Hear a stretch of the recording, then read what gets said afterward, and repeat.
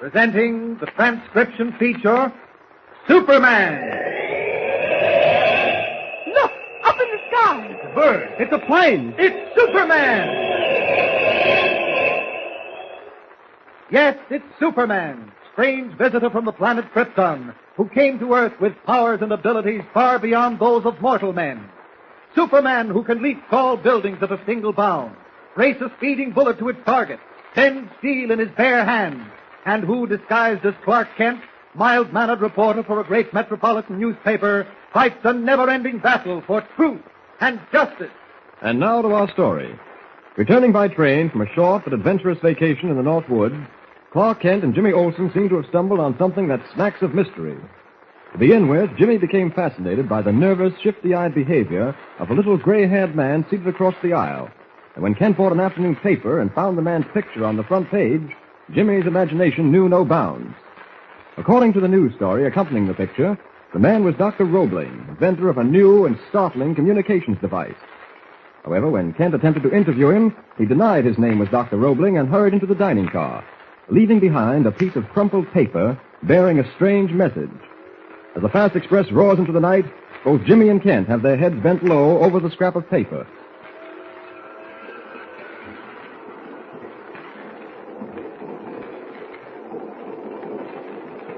What does it say, Mr. Kent? It says, "This is your last warning." What can that possibly mean?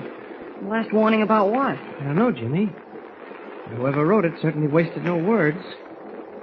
This is your last warning. Might mean anything. There's absolutely no way to figure it out. Maybe we ought to turn it over to the conductor and have him notify the police at the next stop. You know, if our friend Roebling or Harris or whatever his name is wanted police protection, he would have asked for it a long time ago. Evidently, receiving this note didn't bother him much. Oh, I don't know about that.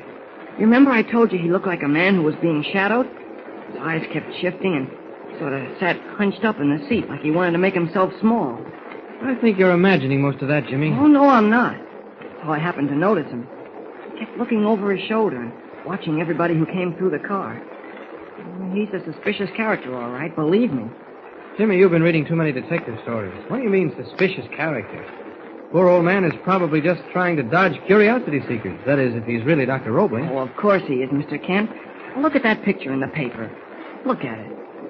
Same bald spot on the front of his head, same gray hair and back, and the same thin nose. It can't be anybody else. Well, you make it sound very convincing, Jimmy. Let's go into the dining car, huh, Mr. Kent? Don't tell me you're hungry this early. Oh, I get it. You want to stick close to our mysterious friend. Well, it's partly that. All right. But please remember to keep your voice down. We don't want everyone on the train to know that we're snooping into Dr. Roebling's business. Okay. I'll talk in whispers. Can we go now? I think so.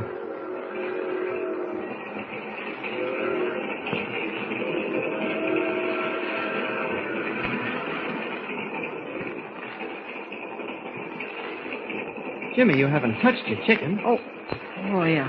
I'll eat it. Do you know that you've been staring at him constantly for the last 5 minutes? I'm sorry. You're going to play detective. Don't make it so obvious. I wasn't looking at him. I was watching the lady who sat down at his table. She's been talking to him. Well, you make that sound like a crime. What if she is talking to him? Is that against the law? No, but it might be a clue to something. Ah, you know, I'm beginning to feel sorry we ever discovered that picture in the paper.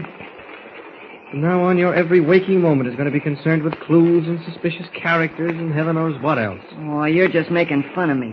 But you wait and see. Something's going to happen. What was that? Oh, Dr. Roebling keeled over. You stay here, Jimmy. All right, miss. Don't get excited. I'll lift you back on the chair. There. Now let me have that glass of water. No, don't give him any water, please. What? No, he's my father. This happens quite often, really. He suffers from vertigo, fainting spells. Oh, I'm sorry. If you could call the conductor, I'd appreciate it. He'd be much better off in the drawing room. He has some medicine there. Oh, I'll be glad to help your father to the drawing room, Miss Roebling. There. You just lead the way. I'll carry him. Thank you so much. I beg your pardon, sir. Do you mind?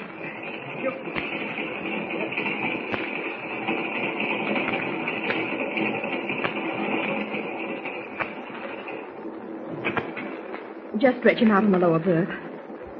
There you are. I don't know how to thank you for your kindness, Mr. Kent. Clark Kent. If there's anything else I can do before I leave... Oh, no, thank you. I'll give Dad some of his medicine and he'll be all right. I'm sorry we caused a disturbance in the dining car. Oh, it was nothing. Well, good night, Miss Roebling. Mr. Kent, before you go, Yes? I'm curious about something. How did you know my name? Well, that's easy to explain. I knew your father was Dr. Roebling. You'd met him before? No, but he was seated opposite me in the club car, and I happened to notice his picture in the afternoon paper. Oh, I see. That explains it, of course. Well, good night again. Good night, Mr. Kent. Thank you. Hello.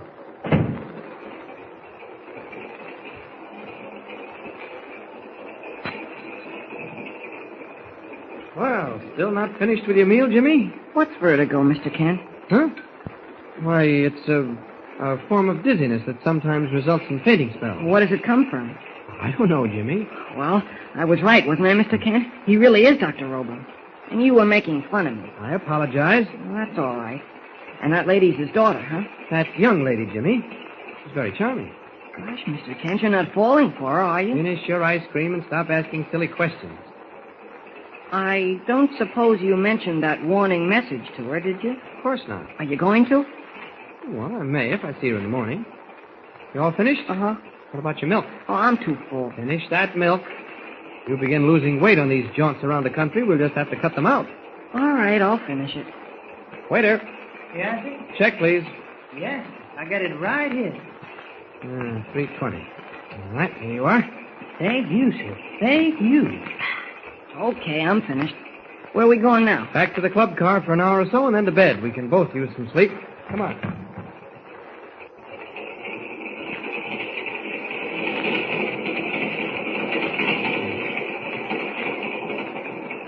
Why don't you read, Jimmy? How about this hunting and fishing magazine? No, I don't want to read. I'm thinking. What are you thinking about? Oh, a lot of things. That newspaper story said Dr. Roebling had invented a communications device, didn't it? Yes? I wonder what a communications device could be. Well, there are just so many methods of communication. Telephone, radio, telegraph. That's about all, except for the signaling methods, flags, and smoke pots. Well, do you think Dr. Roebling's device has something to do with sending messages? Possibly. Well, must be something. He won't even talk about it and tries to pass himself off as someone else. No, I don't blame him a bit. Undoubtedly, his invention has great military value. I wouldn't be at all surprised if the government has taken it over. A new secret method of communicating over long distances would be a boon to any nation at war. It would eliminate the necessity of having to use code. Train slowing down. Coming into a station, I guess. Yep. You didn't find out whether Dr. Roebling and his daughter were going to Metropolis, did you, Mr. Kent? No, Jimmy, no. My bump of curiosity isn't as large as yours. I don't ask people personal questions 5 minutes after meeting them.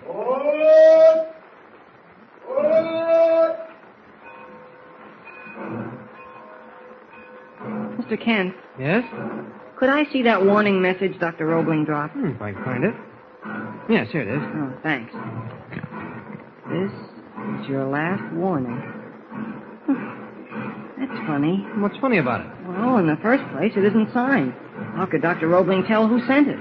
Well, since it isn't signed, we can assume he knew who sent it. As a matter of fact, I was thinking about that message at dinner tonight before Dr. Roebling fainted. It may be very innocent, and we're just getting excited about nothing. No, sir. No, sir, this note is a threat. Well, look at the way it's printed. Like a kindergarten kid prints. Now you're blossoming out as a handwriting expert, aren't you? Oh, gee, I can't say anything without being criticized. I'm not criticizing you, Jimmy. I just think it's amusing. Well, you won't think it's so amusing if... If what? Oh, never Now, mind. don't sulk, Jimmy. Where's your sense of humor? For all we know, this message may be very important. The fate of a nation might very well be hanging on it. Now, there you go, making fun of me again. Now, you're much too sensitive, Jimmy. Oh, well, maybe we'd better turn in. I'm going to stop by Dr. Roebling's drawing room and see whether he's all right. I may still get that interview. Can I come along? Oh, I suppose so.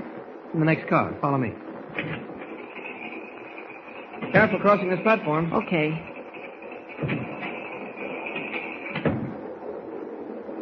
Yeah, this is the room. Maybe they're sleeping. Oh, Miss Roebling couldn't be. It's only been a half hour since I left her. No answer. That's funny. Here comes the conductor, Mr. Kent. Good evening. Something I can do for you? Why, yes, there might be. I can't seem to get any response from the people in this drawing room. Oh? Friends of yours? Yes, I don't think they're sleeping, and I'm concerned because one of them, an elderly gentleman, was ill early this evening.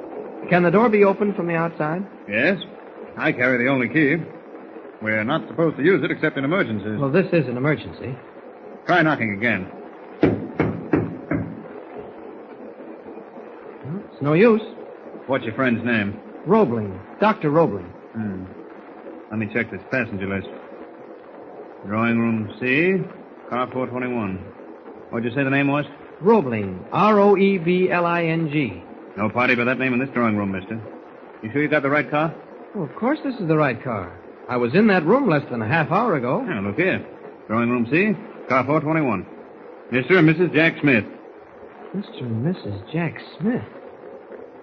That's funny. Something's wrong somewhere.